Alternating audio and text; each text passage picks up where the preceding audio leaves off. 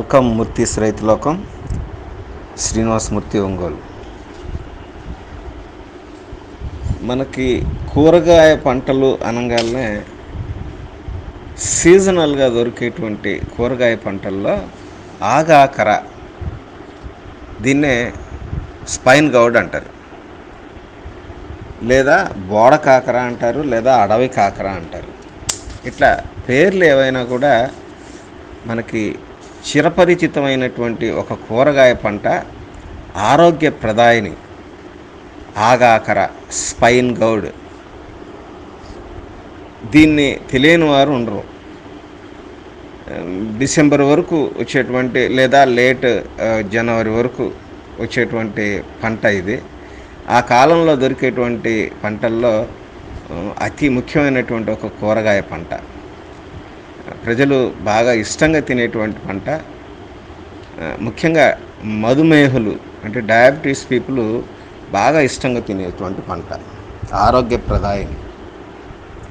ఈరోజు మనం ఇట్లా ఎన్నో విలువలు కలిగినటువంటి ఈ ఆగాకర, ఈ పంట ఏంది, ఎప్పుడు నాటుకోవాలి, ఎలా నాటుకోవాలి అనేటువంటి విషయాల గురించి చెప్పుకునేటప్పుడు ఆగాకర పంట చాలా విలువైన పంట. సీజను మొదటిలో కనుక ఇది మనం పంటని ఒక నిర్దిష్టమైనటువంటి ప్రణాళిక ప్రకారం ముందే పంట పండేటట్టుగా ప్లాన్ చేసుకొని సీజన్ బిగినింగ్లో కనుక దీన్ని పంటను తెచ్చుకుంటే కేజీ ఆగాకర కాయలు 150 నుంచి 200 రూపాయలు పలికిన సందర్భాలు కూడా ఉన్నాయి.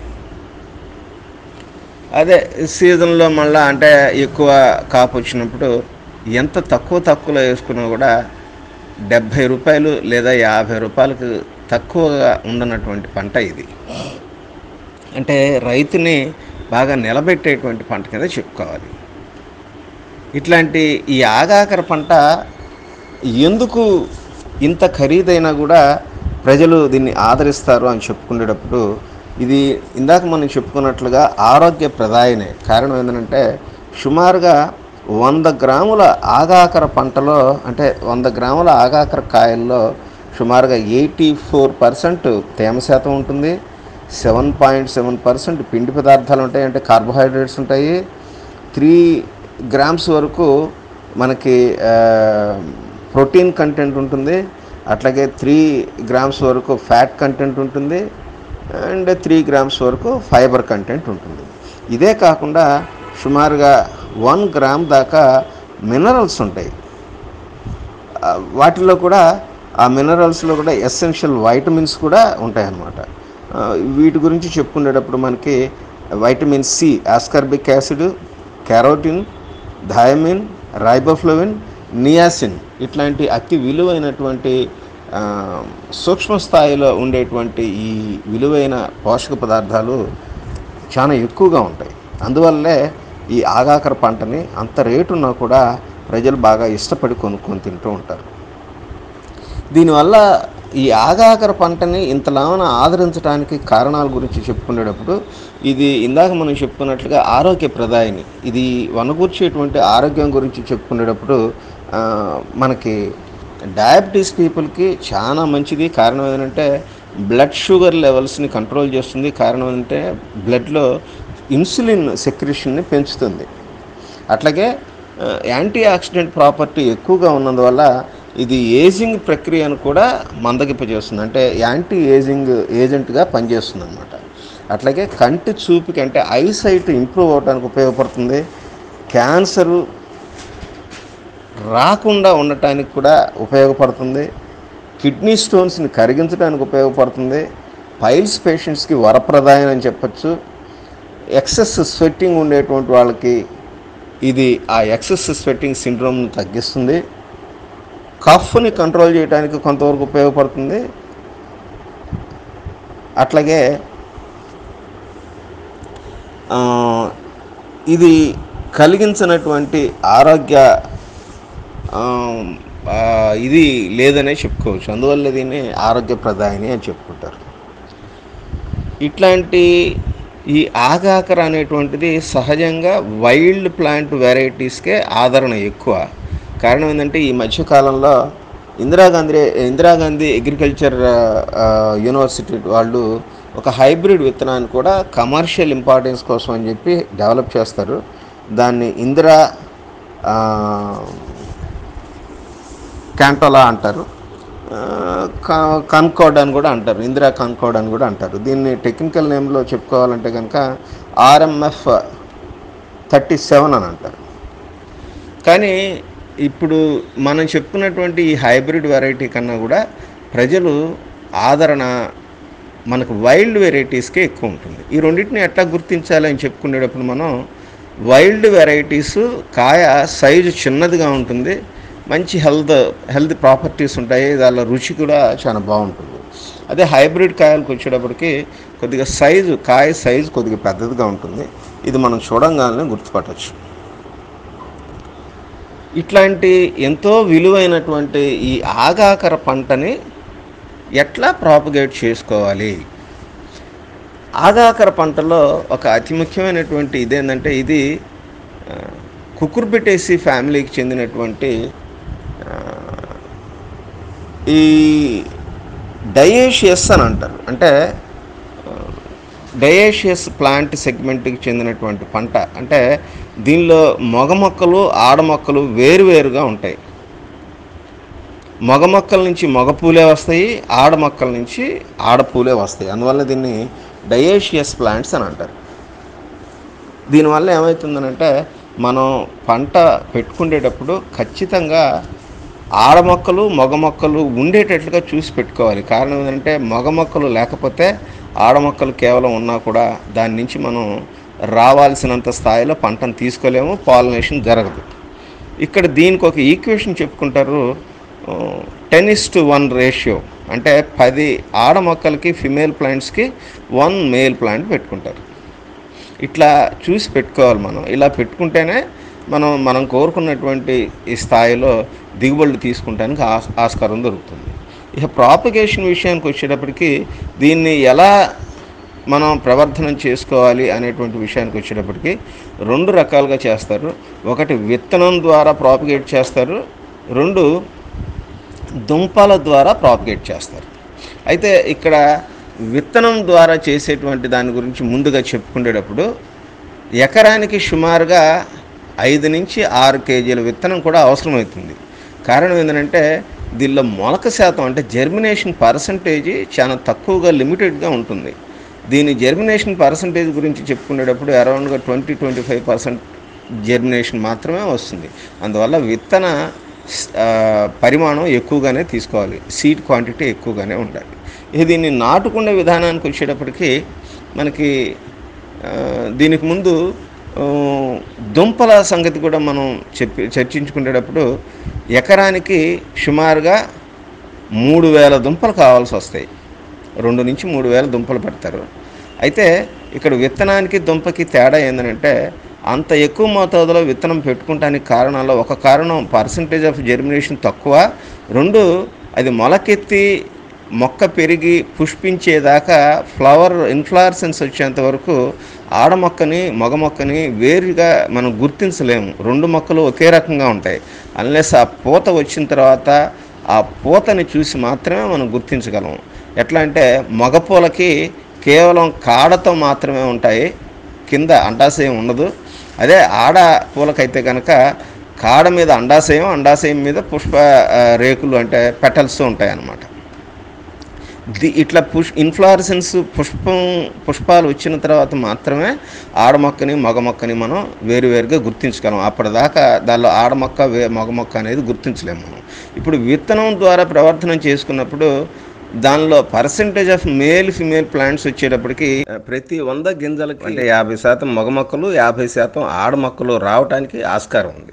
ఇట్లా వచ్చినప్పుడు మనం ఏం చేసుకోవాలంటే ఖచ్చితంగా మగ మొక్కల యొక్క సంఖ్యని తగ్గించుకొని ఆడ మొక్కల యొక్క సంఖ్యని ఈక్వేషన్ ప్రకారం 10 ఆడ మొక్కలకి 1 మగ మొక్క ఉండేటట్టుగా చేసుకోవాలి మనం. ఇవి ఒక చోట ఆడ మొక్కలు ఎక్కువగా వచ్చి ఒక చోట మగ మొక్కలు ఎక్కువగా వచ్చినప్పుడు అవసరానికి తగినట్టుగా ఇటు నుంచి అటు కూడా మార్పు చేర్పులు చేసుకుంటూ ఉండాలి. ఇట్లా చేసుకుంటే మాత్రమే మనం కోరుకున్నటువంటి ఈల్డింగ్స్ తీసుకుంటానికి ఆస్కారం ఉంటుంది. సో ఇదొక ఒక చిన్న ఆటంకం అని చెప్పుకోవాలి విత్తనాల పరంగా చూసుకున్నప్పుడు. ఇక రెండో విధానానికి వచ్చేటప్పటికి మనకి దుంపల ద్వారా ప్రాపగేట్ చేసుకునేటువంటి విధానానికి, ప్రవర్ధన చేసుకునేటువంటి విధానానికి వచ్చేటప్పటికి మగ దుంప నుంచి మగ మొక్కలే వస్తాయి, ఆడదుంపల నుంచి ఆడ మొక్కలే వస్తాయి. So perfect replicas. అంతేగాని మగదుంప నుంచి ఆడ మొక్కలు, ఆడదుంప నుంచి మగ మొక్కలు అనేటువంటివి రావు. దానివల్ల మనం ఇక్కడ డిటర్మినేషన్ అనేటువంటిది, నిర్ధారణ అనేటువంటిది మనకు ముందే జరిగిపోతుంది. కాబట్టి మనం ఇందాక చెప్పుకున్నట్లుగా 10:1 రేషియోలో 10 ఆడ మొక్కలకి దుంపలకి ఒక మగ మొక్క దుంపని పెట్టుకుంటే కనుక మనకి టైం కలిసి వస్తుంది, ఖర్చు తగ్గుతుంది. కాకపోతే దుంపలు కొద్దిగా రేట్ ఎక్కువ ఉంటాయి, లభ్యత కూడా దొరకటం కూడా కొద్దిగా కష్టం అవుతుంది. ఇట్లా ఆస్కారం ఉండి దుంపలు తెచ్చుకునే వాళ్ళు అయితే కనుక వాళ్ళకి టైం సేవ్ అవుతుంది.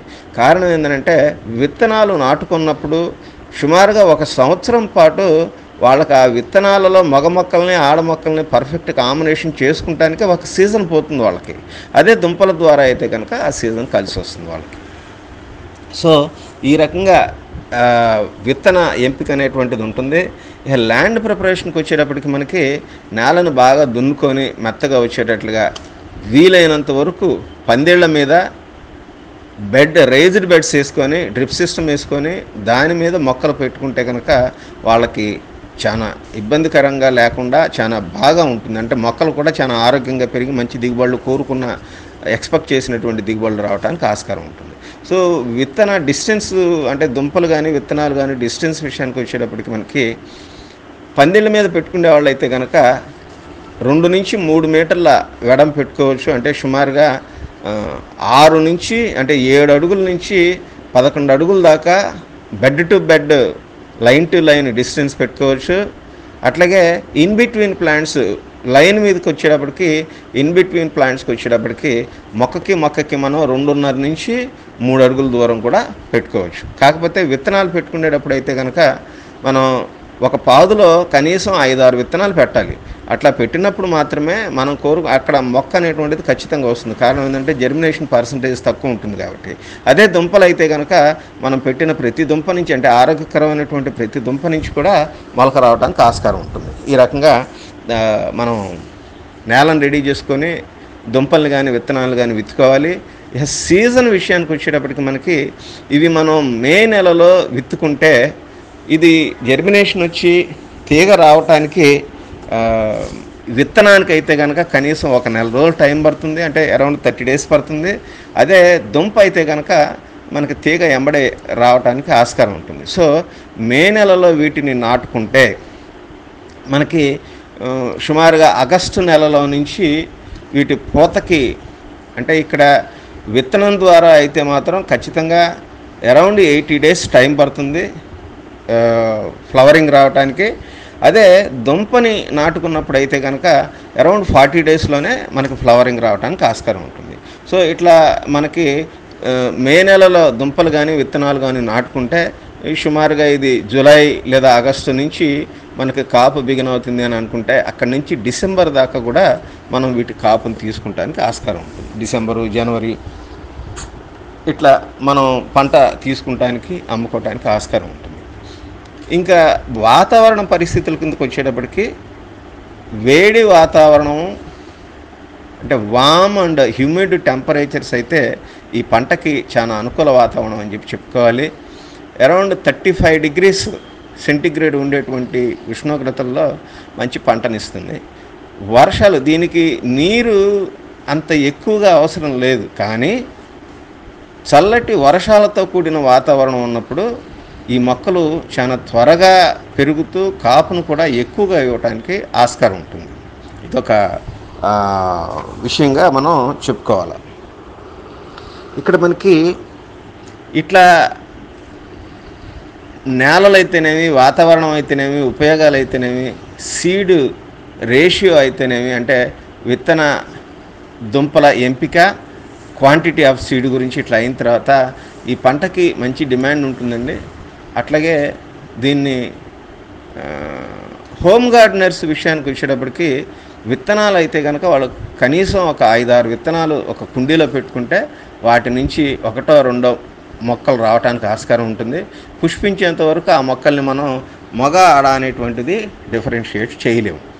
ఇకపోతే చీడపీడల విషయానికి వచ్చేటప్పటికి ఆగాకర మొక్కల్లో అంటే స్పైన్ గౌడ్ మొక్కల్లో చీడపీడలు కొద్దిగా తక్కువనే కంపేర్ చేసినప్పుడు తతిమ పంటలతో వీటిలో కొద్దిగా తక్కువనే చెప్పుకోవాలి. ముఖ్యంగా ఇది పుష్పించే దశ నుంచి ఆకు తినే పురుగు, పూతని తినేటువంటి పురుగులు, క్యాటర్ పిల్లర్స్ లాంటివి రావడానికి ఆస్కారం ఉంటుంది. ఇట్లాంటి దశలో మనం ప్రకృతి సేంద్రియ రసాయనిక విధానంలో కంట్రోల్ చేసుకోవాలంటే కనుక ఈ క్యాటర్ పిల్లర్స్ని మనం వేప కషాయము, అగ్నాస్త్రము, దశపర్ణి కషాయం ఇట్లాంటి వాటిని మనం పీరియాడికల్గా కొడుతూ ఉంటే సమస్య రాకుండానే ఉంటాయి, పురుగులు రాకుండానే ఉంటాయి. వచ్చినవి కూడా కొద్ది మొత్తంలో ఉన్నప్పుడు కంట్రోల్ చేసుకోవచ్చు. ఈ ఆర్గానిక్ ఫార్మింగ్ వాళ్ళ విషయానికి వచ్చేటప్పటికి ఈ క్యాటర్ పిల్లర్స్ పరంగా చూసినప్పుడు మనం ఈ క్యాటర్ పిల్లర్స్ కానీ వీటి అడల్ట్ ఇన్సెక్ట్స్ కానీ చూసినప్పుడు మనకి బవేరియా బ్యాసియానా 5 to 7 ml లీటర్ వాటర్కి చాలా ఎఫెక్టివ్గా పనిచేస్తుంది. పీరియాడికల్గా వన్స్ ఇన్ వీక్ మనం కొట్టుకుంటూ ఉంటే ఈ సమస్య రాదు. ఒకవేళ వచ్చినా కూడా కంట్రోల్ అవుతుంది. లేదంటే బ్యాసిల్లస్ తురింజెనిసిస్ లీటర్ నీటికి 5 to 7 ml కలిపి దీన్ని పీరియాడికల్గా వీక్లీ ఒకసారి స్ప్రే చేసుకుంటూ ఉంటే చల్లటి వేళల్లో సమస్య రాదు, వచ్చిన కంట్రోల్ అవుతుంది. ఈ రకంగా వీటిని మనం అరికట్టుకోవచ్చు. వేప కషాయం అనేటువంటిది చాలా మంచిది. వేప కషాయం ద్వారా ప్రాథమిక దశలోనే శత్రుకీటకాల యొక్క గ్రుట్లని మనం కంట్రోల్ చేసుకోవచ్చు. కెమికల్ ఫార్మింగ్ చేసే వాళ్ళ విషయానికి వచ్చేటప్పటికి ఇట్లాంటి వాటి పరంగా చెప్పుకునేటప్పుడు మనకి ప్రొక్లైమ్ అంటే emamectin benzoate 0.5 to 0.7 grams per litre water కలుపుకొని ఇది 15 రోజుల వ్యవధిలో 2 సార్లు స్ప్రే చేసుకుంటే ఆల్ క్యాటర్ పిల్లర్స్ని, వాటి అడల్ట్ ఇన్సెక్ట్స్ని ఎఫెక్టివ్గా కంట్రోల్ చేసుకోవచ్చు. లేదంటే కొరాజన్ ఇది లీటర్ నీటికి 0.5 ml కలిపి చల్లటి వేళల్లో స్ప్రే చేసుకుంటే 15 రోజుల వ్యవధిలో 2 సార్లు ఎఫెక్టివ్గా కంట్రోల్ చేసుకోవచ్చు. ఈ రకంగా మనం వీటిని కంట్రోల్ చేసుకోవచ్చు. నెక్స్ట్ పెస్ట్ విషయానికి వచ్చేటప్పటికి రసం పీల్చే పురుగులు ఈ పంటకు కూడా ఒక ముప్పు అనే చెప్పుకోవాలి. ఆ రసం పీల్చే పురుగుల ద్వారా వైరస్ వ్యాధులు రావడానికి ఆస్కారం ఉంది. సో రసం పీల్చే పురుగుల్ని ఖచ్చితంగా మనం కంట్రోల్ చేసుకోవాల్సిన అవసరం అయితే ఉంది. ఈ రసం పీల్చే పురుగుల్లో చాలా రకాలు ఉంటాయి, మనందరికీ తెలిసిందే. తెల్లదోమలు కానీ, అఫిడ్స్, థ్రిప్స్, మైట్స్ ఇట్లాంటి వాటిని అదుపు చేసుకోవడం కోసం మనం అన్నిటినీ ఎఫెక్టివ్గా కంట్రోల్ చేసుకోవాలి అని అంటే కనుక మనకి రసం పీల్చే పురుగుల్లో థయామిథాక్సమ్ 25% WG అనేటువంటిది అయితే 2 grams per లీటర్ వాటర్, అట్లాగే థయామిథాక్సమ్ 75% WG అయితే కనుక 1 gram per litre water, imidacloprid 2 ml per litre water, లేదంటే మనకి acephate 1.5 grams per litre water ఇట్లాంటి వాటిని కొద్దిగా మార్చి అవసరానుగుణంగా కొట్టుకుంటూ ఉంటే కనుక రసం పీల్చే పురుగులన్నింటిని కూడా మనం ఎఫెక్టివ్గా కంట్రోల్ చేసుకోవచ్చు. లేదు రసం పీల్చే పురుగులు, క్యాటర్ పిల్లర్స్ రెండూ ఉన్నాయి అని అనుకున్న సందర్భంలో అయితే కనుక మనకి వీటి పరంగా చూసినప్పుడు మనకి ఎసిఫేట్ బాగా పనిచేస్తుంది. ఇది 1.5 grams per litre water spray చేసుకోవచ్చు 15 రోజుల వ్యవధిలో 2 సార్లు చల్లటి వేళలో. లేదంటే ప్రొఫెనోఫాస్ 40% EC, సైపర్మెథ్రిన్ 4% EC ఇది 2 ml per litre water spray చేసుకుంటే కనుక రసం పీల్చే పురుగుల్ని, క్యాటర్ పిల్లర్స్ని ఎఫెక్టివ్గా కంట్రోల్ చేస్తుంది. 15 రోజుల వ్యవధిలో 2 సార్లు ఇట్లాంటిది వాడుకోవచ్చు. ఇట్లా అవసరానుగుణంగా మనం వాడుకుంటే కనుక వీటిని ఎఫెక్టివ్గా కంట్రోల్ చేసుకోవచ్చు.